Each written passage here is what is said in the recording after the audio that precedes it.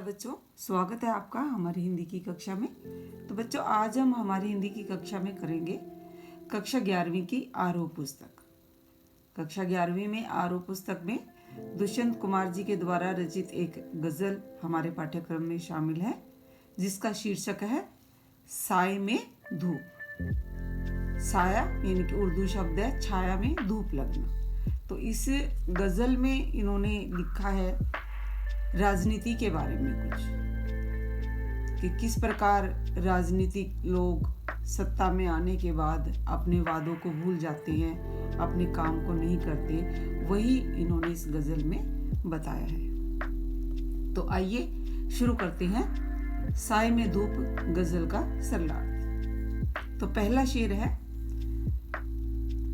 कहाँ तो तय था चिरागा हर एक घर के लिए, कहाँ चिराग मयस्सर नहीं शहर के लिए। यहाँ बात कर रहे हैं जो हमारे दुष्यंत कुमार जी हैं उस समय की, कि जब हमारा देश आज़ाद नहीं हुआ था तो आज़ादी के बाद ये हमें विश्वास दिलाया गया था कि जैसे ही देश को आज़ादी मिलेगी तो प्रत्येक घर को हर प्रकार की सुख सुविधाएं दी जाएगी। तो उसी के बारे में बात कर रहे हैं कि कहाँ तो तय था चिरागा हर एक घर के लिए। चिरागा मतलब चिराग, चिराग प्रतीक है सुख सुविधाओं का।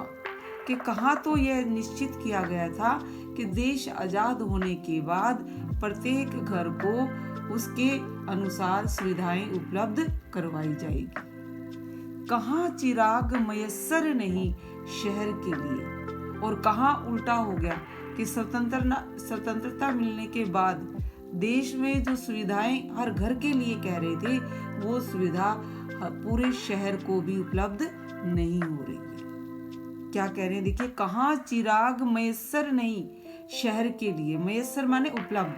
कि कहाँ तो ये निश्चित किया गया था कि आजादी के बाद प्रत्येक घर को एक दीप यानी सुविधाएं उपलब्ध कराई जाएगी। और कहाँ आजादी के बाद पूरे शहर को ही एक दीप उपलब्ध नहीं हो रहा है।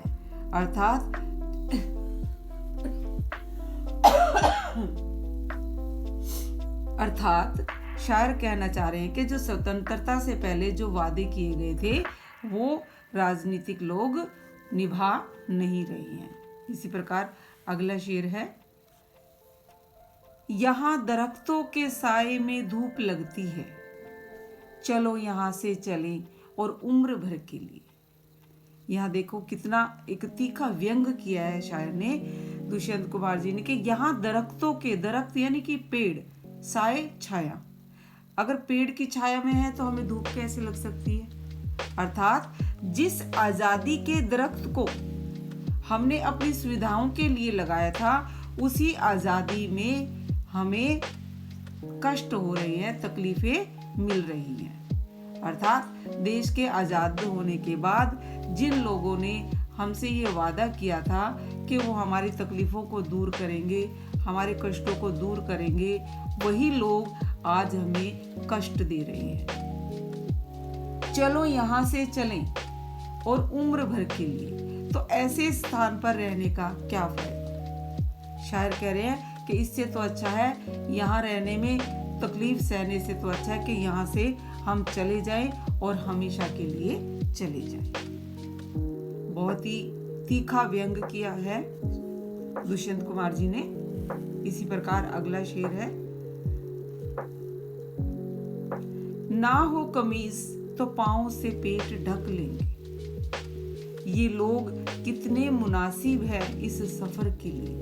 यहाँ बात कर रहे हैं दुष्यंत कुमार जी उन लोगों के पास कि जो अपनी सुविधाओं के लिए, अपने अधिकारों के लिए आवाज नहीं उठाते हैं, गरीबी में उसी प्रकार अपना जीवन जीते रहते हैं, लेकिन उससे उभरने का प्रयास नहीं करते। क्या कह रहे हैं, ना हो कमीज तो पांव से पेट ढक लेंगे। कि यदि हमारे देश की जो गरीब जनता है उसके पास अगर कमीज नहीं है तो वो उसकी मांग करने के बजाय अपने पैरों से ही पेट को ढक लेने का प्रयास करेंगे। ये लोग कितने मुनासिब है इस सफर के लिए। और राजनीतिक पक्ष के लिए तो इस प्रकार के लोग बहुत ही उचित होते हैं कि वो अपने राजनीति का सफर आसानी से निकाल सके। दुष्यंत कुमार जी ऐसे लोगों के बारे में कह रहे हैं कि ये लोग जो अपने अधिकारों के प्रति उदासीन हैं वो बहुत ही उचित होते हैं राजनीतिक लोगों के लिए अपना समय निकालने के लिए। तो यहाँ पर बात की है गरीबी की कि गरीबी में जीते हुए भी अपने अधिकारों की जो मांग नहीं करते। इसी प्रकार अगला शेर है, खुदा नहीं ना सही आदमी का ख्वाब सही, कोई हसीन नजारा तो है नजर के लिए। अब यहाँ बात कर रहे हैं शायर कि खुदा नहीं ना सही, कि भगवान हमारी इच्छाओं को पूरा नहीं करता तो कोई बात नहीं, आदमी का ख्वाब सही, लेकिन हमारा अपना तो कुछ सपना होना चाहिए जिसे हम पूरा करने का प्रयास करें, कि सब कुछ हमें भगवान पर ही नहीं छोड़ना चाहिए। कोई हसीन नज़ारा तो है नज़र के लिए, कि हमारे जीवन में आज कोई खुशियाँ नहीं है, कुछ अच्छा नहीं है तो कोई बात नहीं, अपने भविष्य के लिए तो हम एक अच्छा सपना देख सकते हैं। इसी प्रकार अगला है, वे मुतमईन है कि पत्थर पिघल नहीं सकता, मैं बेकरार हूँ आवाज में असर के लिए। यहाँ पर शायर बात कर रही है राजनीतिक लोगों की, सत्ता पक्ष के लोगों की। मुतमईन का अर्थ होता है निश्चिंत। यहाँ पर कवि कह रहे हैं, शायर कह रहे हैं कि वे मुतमईन है कि पत्थर पिघल नहीं सकता, कि जो राजनीति के लोग हैं, राजनीतिज्ञ हैं, वो इस बात को लेकर निश्चिंत है कि पत्थर कभी भी पिघल नहीं सकता, कि ये जो जनता है उनके पत्थर दिल को पिघला नहीं सकती। मैं बेकरार हूँ आवाज में असर के लिए। और शायर कह रहे कि मैं बेकरार हूँ, मैं व्याकुल हूँ, बेचैन हूँ, कि मैं बार बार अपनी जनता को आवाज देकर और उनके अधिकारों के प्रति जागरूक करने का जो प्रयास कर रहा हूँ उसका इस जनता पर कब असर होगा। अर्थात यहाँ पर शायर बात कर रहे हैं अपनी कविताओं के माध्यम से जनता को जो वो जागरूक कर रही हैं उस पर उनका प्रयास है कि कब उनकी आवाज़ का इस जनता पर असर होगा और वो अपने अधिकारों के लिए मांग करेगी। इसी प्रकार अगला है, तेरा निजाम है सिल दे जुबान शायर की, ये एहतियात जरूरी है इस बहर के लिए।